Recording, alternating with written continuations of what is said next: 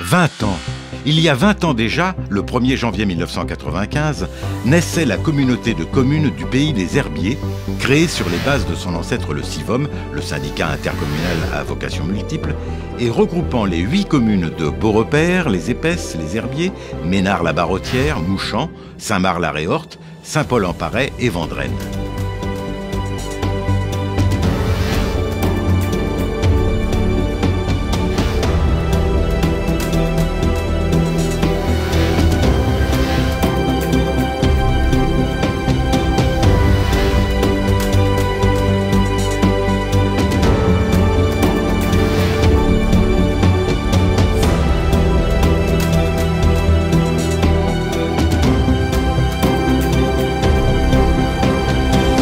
Parce qu'on n'a pas tous les jours 20 ans, revivons ensemble les grands moments de cette aventure.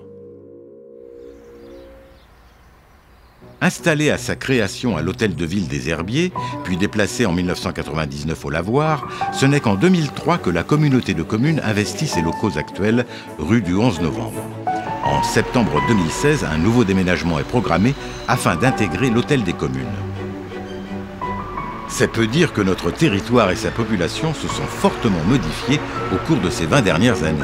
Songez que le nombre de personnes travaillant pour la collectivité est passé de 2 agents en 1995 à 16 en 2003 pour atteindre 62 aujourd'hui. En termes de budget, les chiffres sont également éloquents. En 1995, le premier budget affecté est de 10 millions de francs, soit 1,5 million d'euros. En 2010, il atteint les 25 millions d'euros. 2013 constitue un tournant avec le passage en fiscalité professionnelle unique, faisant bondir le budget à près de 40 millions d'euros, niveau où il s'établit encore aujourd'hui.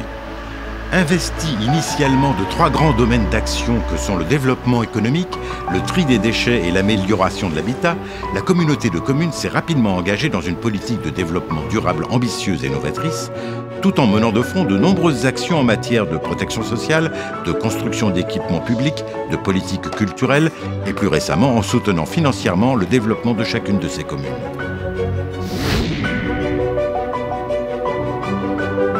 En 20 ans, le visage économique du territoire s'est transformé.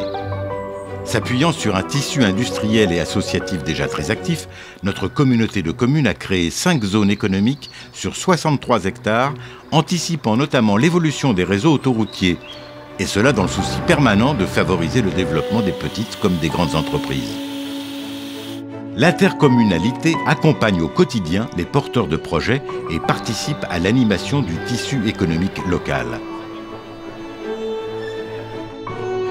Autre preuve de son intérêt pour l'innovation, la création de GreenTech, première pépinière thématique de Vendée qui accueille de jeunes entreprises évoluant dans le secteur de l'économie verte.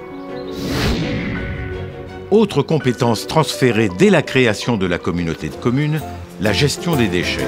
Dès 1999 ont lieu les premières opérations de tri sélectif, tandis que l'installation des conteneurs semi-enterrés se fait progressivement jusqu'en 2006. À partir de 2004 est promu le compostage, individuel puis collectif, pour valoriser les déchets organiques. Les déchetteries s'imposent dans le paysage du territoire et en 2011, c'est l'ouverture de l'écocyclerie aux Herbiers. On continue d'alléger les poubelles avec des opérations originales telles que la collecte de coquilles d'huîtres et l'opération 2 poules, 3 fois moins de déchets. En 2015, le pays des Herbiers franchit une nouvelle étape, la mise en place de la redevance incitative qui doit permettre de réduire nos déchets et ainsi de faire des économies. Depuis 20 ans, l'habitat est également une priorité pour la communauté de communes. Pour cela, plusieurs outils ont été mis en place. Tout d'abord, des OPA, opérations programmées d'amélioration de l'habitat. Ainsi, depuis 1995, les travaux de plus de 1500 logements ont été subventionnés, soit 4,5 millions d'euros d'aides versées. Le label Habitat Grand Axe, créé en 2001, a rendu accessible plus de 238 logements, une démarche alors unique en France, mais qui fera des émules par la suite. En 2002, des subventions sont créées pour la rénovation des façades et en 2007, c'est la mise en place du premier programme local de l'habitat permettant d'évaluer les besoins en logement et de développer des formes d'habitat alors inexistantes. Créé en 2015, le service ADS, autorisation du droit des sols, procède désormais à l'instruction des documents d'urbanisme des 8 communes.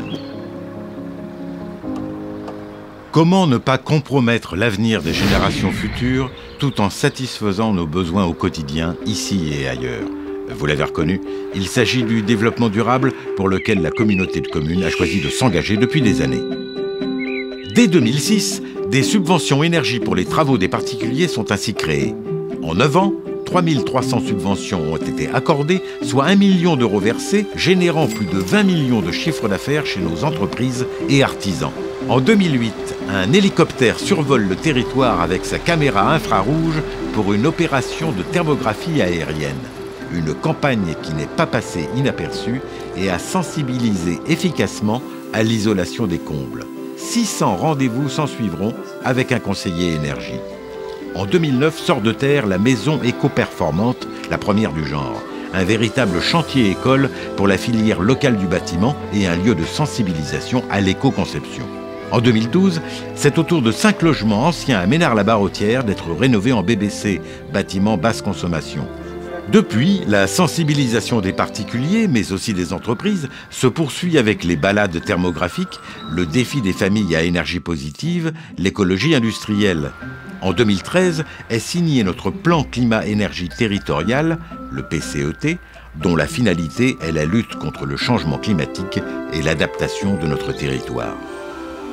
Du côté de l'eau, 2000 kits économiseurs d'eau sont distribués aux habitants en 2007 et les contrôles des assainissements non collectifs démarrent dès 2006. Mais c'est surtout le programme européen Leader entre 2009 et 2015 qui permet d'œuvrer à la reconquête de la qualité de l'eau du bassin versant de la Buletière. De manière concrète, cela s'est traduit par une diminution de 80% de l'utilisation des produits phytosanitaires pour l'entretien des espaces publics, du soutien à l'agriculture bio ou de magasins de vente à la ferme, de l'introduction de produits bio durables et locaux dans la restauration collective et de nombreuses opérations de sensibilisation.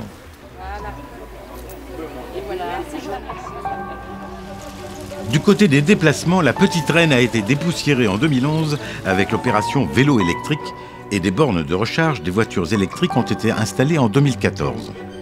Cette politique a donné au territoire une belle visibilité nationale via de nombreuses distinctions. Dernière en date, la signature de la convention Territoire à énergie positive pour la croissance verte, avec à la clé une subvention de 500 000 € accordée par l'État pour nos prochains investissements.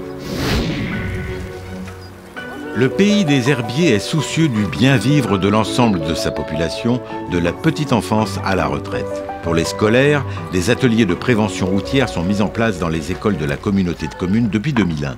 En 2003 est créée la conservation intercommunale des cimetières qui apporte son expertise à l'ensemble des communes. Pour nos aînés et leurs familles, le Centre local d'information et de coordination gérontologique, le CLIC, a été ouvert en 2006. En 2013, le relais assistante maternelle Herbretet devient intercommunal. Il offre un lieu d'information et d'animation très utile pour les familles et les professionnels de la petite enfance. Le petit magasin Épicerie solidaire des Herbiers est lui aussi devenu intercommunal en 2015. La collectivité apporte également son soutien au financement des transports scolaires.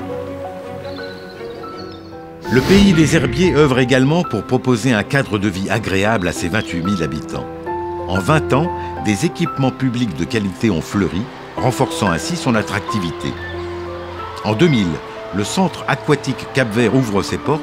S'ensuit en 2005 une extension qui permet au public de profiter de 11 000 m² supplémentaires de plein air. En 2004, le cybercentre est créé dans les dépendances rénovées du château de l'Étenduère. Aujourd'hui, on se retrouve pour un nouveau tag. Oui, encore, on sait. Qu'on a vu sur quelques vidéos YouTube. Donc, on va ouvrir un nouveau. En 2011, l'ouverture du dojo sur le site réhabilité de Massabielle aux Herbiers permet de répondre à la demande de près de 500 licenciés sur tout le territoire. La même année, du côté du site de la Demoiselle, a été construite une piste d'athlétisme avec en son centre un terrain de rugby, à proximité des écoles et de la salle de sport existante.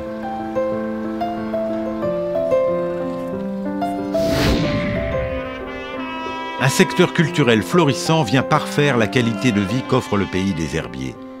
Dès 2005, la programmation jeune public permet à chaque enfant d'assister à un spectacle gratuit par an.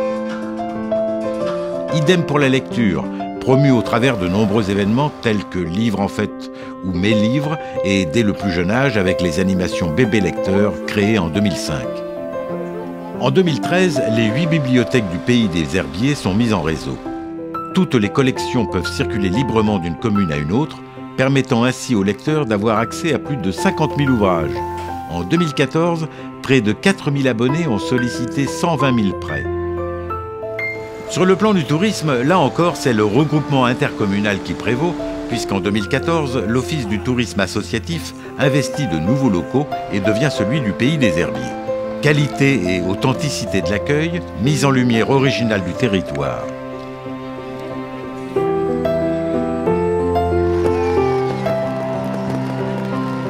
Que de chemin parcouru en 20 ans pour notre communauté de communes. Ces 20 années ont également permis de prouver que la solidarité intercommunale n'était pas un vain mot. En effet, pas moins de 3 millions d'euros ont été versés aux communes via les fonds de concours et la dotation de solidarité.